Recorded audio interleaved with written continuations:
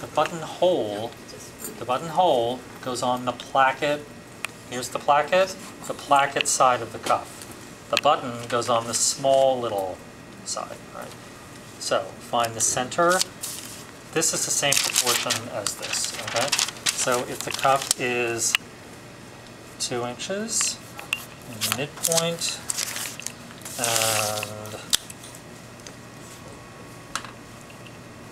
whatever the width of your placket is, it's 1 inch, so we're going to come in 1/2 inch. And on that line, do just like I did with the other horizontal button. Measure over 1/8 inch, and then measure back. All right. Look up, please. Find the midpoint, right in the center of the cuff. And I came in 1/2 inch, because that is the midpoint, the center of this cuff, of this placket. All right. And then I just measure 1/8 inch over from that on that center line, and then measure the width of the cuff, of the buttonhole, 5/8 inch. All right. And then the other side, the button, just on that center line, right in the middle of the hole. Okay. All right, so that's your cuff. In terms of the what?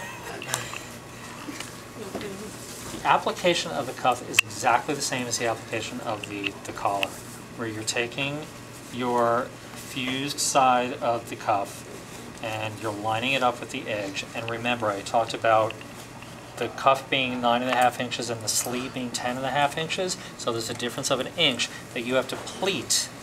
And it needs to be right within the area of the placket, so just put 2 small 1/4 inch tucks. Whatever the tucks are, they need to total 1 inch, the difference between the sleeve width and the cuff width. So pleat them in place.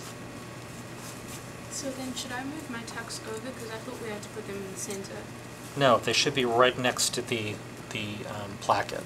The widest part of the placket, it should be right within that, somewhere between, anywhere between either right next to the placket or between the center of the sleeve, the center of the bottom of the sleeve, and the placket. Right within that range. Now that on the center. They should be closer because the reason that you have those tucks is so that it creates fullness in the back and the elbow area, so that when you bend your arm, you've actually got more fullness in through here. So once you put those tucks in place, just line up edge to edge, raw edge to raw edge, the fused side of your cuff, stitch it at 1/2 inch. Make sure that, now remember that we've got, just pile your stuff under the table. You guys are way too early. Okay. Way too early. Okay. Okay. Remember, you've got a 1/2 inch seam allowance all the way around, so you're just lining up raw edge to raw edge. Make sure. Can you please be quiet? 1/2 inch seam allowance here. All right, so you're lining it up, stitch it at 1/2 inch. Just like with the collar, you're pressing the seam allowance towards the cuff.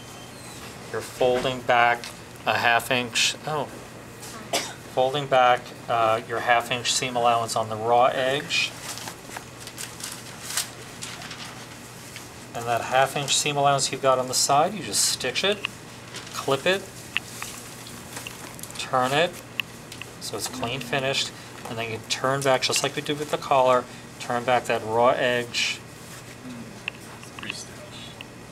pin it against slightly over your stitch line, baste it in place, and then on the outside, you're stitching a 1/4 inch all the way around the cuff, and you're done.